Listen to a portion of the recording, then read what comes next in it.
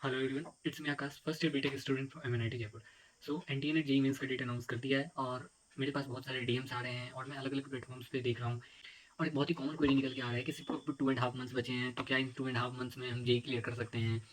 Mainly तीन variety के student निकल के आ रहे हैं। कुछ क्या है कि जिन्होंने कुछ भी नहीं पढ़ रखा है, सेकंड वैरायटी है जिन्होंने 50 to 60% कर रखा है, द थर्ड वैरायटी जिनका थ्योरी पोर्शन ऑलमोस्ट कंप्लीट हो चुका है।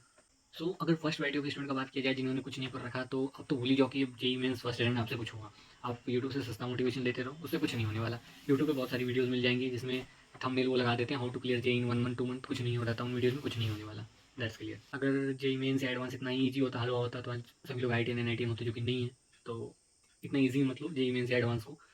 बट आपके पास नीट एस्पिरेंट से एक प्लस पॉइंट ये है कि जेई में आपको सेकंड अटेम्प्ट का ऑप्शन मिलता है, जो कि नीट एस्पिरेंट्स को नहीं मिलता है। सो आई कैन गारंटी कि अगर अभी से आप प्रिपरेशन स्टार्ट करते हो, सिंसियरली डेली का 13 13 घंटे 14 14 घंटे का प्रिपरेशन स्टार्ट करते हो, तो आप फर्स्ट अटेम्प्ट का तो नहीं पता क्या होगा, सेकंड अटेम्प्ट में 110% आप पढ़ सकते हो। आपको करना ये है कि यूट्यूब बहुत सारी वीडियोस मिल जाएंगी। मैं भी नेक्स्ट वीडियो इसी टॉपिक पर डालने वाला हूँ। आपको हाईली वेटेड चैप्टर देखना है कि किस चैप्टर से क्वेश्चन नहीं आ रहे हैं, किस चैप्टर से सबसे ज़्यादा क्वेश्चन आ रहे हैं, चाहे वो फिजिक्स हो, केमिस्ट्री हो या मैथ हो। तीनों सब्जेक्ट में आपको उस पोर्सन को सबसे पहले कंप्लीट करना है, देन आफ्टर उसके बाद का। And I will not recommend कि आप वन शॉट से देखो, क्योंकि वन शॉट वीडियोज़ में सफिशिएंट नंबर ऑफ क्वेश्चंस नहीं होते हैं। बहुत सारी वीडियोस में सफिशिएंट थ्योरी भी नहीं होती है। ऐसे तो पीडब्ल्यू का आपको वीडियोस मिल जाएगा, उसमें तो ऑलमोस्ट सफिशिएंट थ्योरी होती है। अब चलते हैं हमारी सेकंड वैरायटी की तरफ, जिनका 50 to 60% सिलेबस कंप्लीट हो चुका है। उनका मतलब सिलेबस चल रहा है, 50 to 60% कंप्लीट हो चुका है। तो मैं आपसे ये बात बोलूँगा कि जेई मेंस फर्स्ट अटेम्प्ट का अपना full focus, full concentration, full focus के साथ अपने थ्योरी पोर्शन को कंप्लीट करो। साथ ही साथ जितना हो सके, पूरा नहीं भी होता है तो मैक्सिमम टू मैक्सिमम जितना हो सके क्वेश्चन प्रैक्टिस और पीवाईक्यू एंड साथ ही साथ रिवीजन करके जाओ। जेई मीन्स फर्स्ट अटेम्प्ट खत्म होने के बाद आपके पास एक ये प्लस पॉइंट होगा, आप एक इंट से फ्री होगे कि आपका थ्योरी पोर्शन कंप्लीट है। आपको जो भी करना है सिर्फ और सिर्फ क्वेश्चन प्रैक्टिस पे फोकस करना है। एंड डेफिनेटली आपके पास जैन में अटेम्प्ट खत्म हो रहा है, देन सेकंड अटेम्प्ट अप्रैल में, आपके पास अबाउट 2.5 मंथ्स होंगे and that sufficient to score a good marks in JEE mains. Because अगर आपका थ्योरी पोर्शन कंप्लीट है, आप प्रैक्टिस करोगे, डेली आप क्वेश्चन सॉल्व करोगे। मैं अपना बताऊं तो लास्ट ईयर मैं भी इसी कैटेगरी में लाई करता था। मेरा 50 to 60% सिलेबस कंप्लीट था और मैंने मेंस के फर्स्ट अटेम्प्ट से पहले फुल फोकस किया था अपना थ्योरी पोर्शन कंप्लीट करने में। हमारे टीचर ने भी फुल फोकस उस पर किया था कि थ्योरी पोर्शन कंप्लीट हो जाए। साथ ही साथ मैंने मैक्सिमम पीवाईक्यू और रिवीजन जितना हो सकता था मैं करके गया था। और जेई मेंस फर्स्ट अटेम्प्ट मेरा ठीक ठाक गया। Then after second JEE mains first attempt और सेकंड अटेम्प्ट के बीच में मेरे पास सफिशिएंट टाइम मिल गया और इस टाइम में मैं डेली के लगभग 100 150 क्वेश्चन प्रैक्टिस करता था, जिसमें कि 40 50 तो केमिस्ट्री के होते थे, बाकी अप्रोक्सीमेटली 100 क्वेश्चन फिजिक्स और मैथ मिला के रहते थे। और मैंने इस टाइम पीरियड में अप्रोक्सीमेटली 8000 तो पीवाईक्यू सॉल्व किया था। बहुत लोग अभी डाइवर्ट हो जाते हैं कि मैं अभी मतलब 40% 50% सिलेबस मैंने कर रखा है, तो मैं उसको रिवाइज कर लूँगा, मैं उसको क्वेश्चन प्रैक्टिस कर लूँगा, मैं कंप्लीट रिवीजन करके जाऊँगा जितना मैंने पढ़ रखा है। बाकी आने के बाद बाकी थ्योरी पोर्शन में मेंस फर्स्ट ईयर के बाद कंप्लीट करूँगा।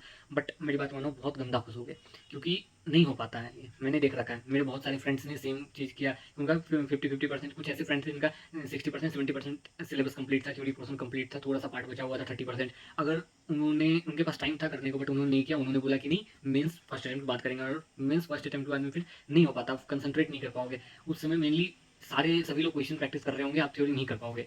जी मीन्स फर्स्ट अटेम्प्ट मैं जब देने गया था, तो मैं उस टाइम पे स्कोर कर रहा था, मैं टेस्ट दे रहा था, तो मैं उस टाइम पे स्कोर कर रहा था 170 180 के आसपास। हर एक टेस्ट सीरीज में स्कोर कर रहा था। मैं मीन्स में भी गया, मेरा स्कोर लगभग 180 के आसपास था। देन मेरा परसेंटाइल बना था अप्रॉक्सीमेटली 98 परसेंटाइल। देन आफ्टर मैंने इस 2.5 मंथ में इतना ज़्यादा क्वेश्चन प्रैक्टिस किया, मैंने मेरा 110% फोकस होता था एडवांस के प्रिपरेशन पे, साथ ही साथ पीवाईक्यूज पे। मैंने पीवाईक्यू के अलावा इस टाइम पीरियड में कुछ नहीं किया था। और जब मैंने जी में सेकंड अटेम्प्ट किया, तो उसमें मेरे आए थे 252 मार्क्स एंड मैंने परसेंटाइल स्कोर किया था 99.69।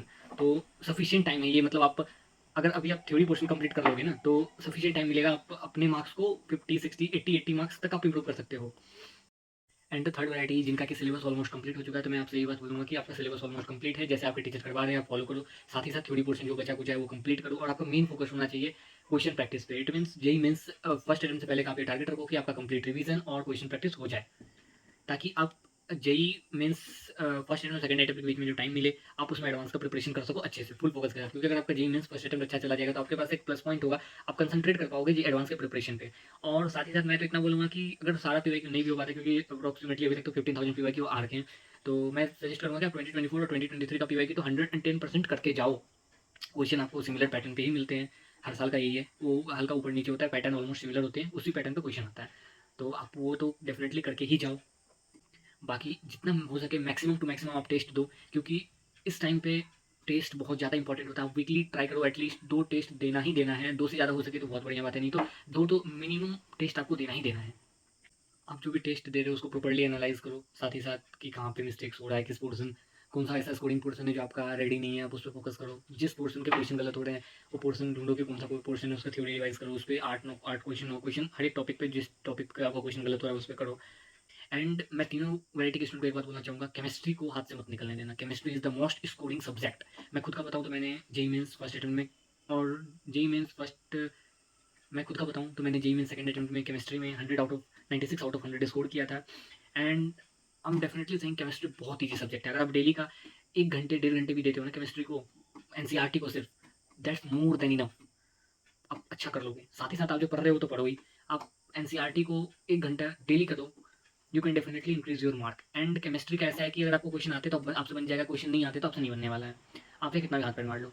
और केमिस्ट्री में एक और प्लस पॉइंट ये है कि आप बहुत ही कम टाइम में सॉल्व कर सकते हो। मैंने 25 में से 24 क्वेश्चन सॉल्व किया था, वो भी अप्रॉक्सिमेटली 20-22 मिनट्स में मैंने कर लिया था। तो आपके पास सफिशिएंट टाइम मिल जाता है आपको फिजिक्स और केमिस्ट्री को, फिजिक्स और मैथ्स को देने के लिए। सो आई विल से कि केमिस्ट्री को तो हाथ से जाने मत देना, केमिस्ट्री को अच्छे से प्रिपेयर कर लो। केमिस्ट्री का जितना हो सके रिवीजन करके जाओ। मैं तो ये बोलूँगा कि मेंस फर्स्ट अटेम्प्ट में भी केमिस्ट्री तो आप ट्राई करो, तीनों वैरायटी में बोलूँगा तो केमिस्ट्री तो कंप्लीट करके जाओ। सेकंड और थर्ड वैरायटी को तो कंप्लीट करके ही जाना है, और फर्स्ट वैरायटी में बोलूँगा कि जितना मैक्सिमम टू मैक्सिमम हो सके केमिस्ट्री तो कर ही लो, क्योंकि केमिस्ट्री बहुत ज़्यादा स्कोरिंग है। केमिस्ट्री में सबसे पहले आपका फोकस होना चाहिए इनऑर्गेनिक केमिस्ट्री, सबसे ज़्यादा स्कोरिंग है। इनऑर्गेनिक के बाद आता है ऑर्गेनिक केमिस्ट्री। आप ऑर्गेनिक और इनऑर्गेनिक करोगे ना, आपको मैक्सिमम क्वेश्चन इसी से देखने को मिलेंगे। अगर 25 क्वेश्चन एग्जाम में आ रहे हैं ना, आप मान लो कि 17-18 क्वेश्चन तो आपको इन दोनों से ही मिल जाएंगे। ऐसा ऐसा शिफ्ट भी आया है जिसमें 20 क्वेश्चन तक इन दोनों से, ऑर्गेनिक और इनऑर्गेनिक से मिले। फिजिकल केमिस्ट्री का वेटेज हमेशा से मेंस में कुछ कम रहा है। क्वेश्चन आते हैं, नो डाउट क्वेश्चन आते हैं, स्कोरिंग होते हैं, बट इन दोनों से मेजोरिटी क्वेश्चन इनऑर्गेनिक और ऑर्गेनिक से आता है। एंड फाइनली मैं सबको ये बोलना चाहूँगा, best of luck for exams.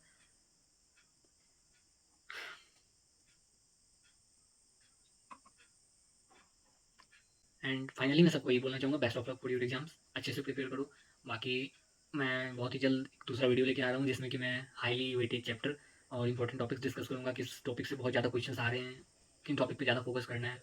अगर आपको कोई सजेशन हो तो आप नीचे कमेंट सेक्शन में बता सकते हो। And thank you for watching my channel.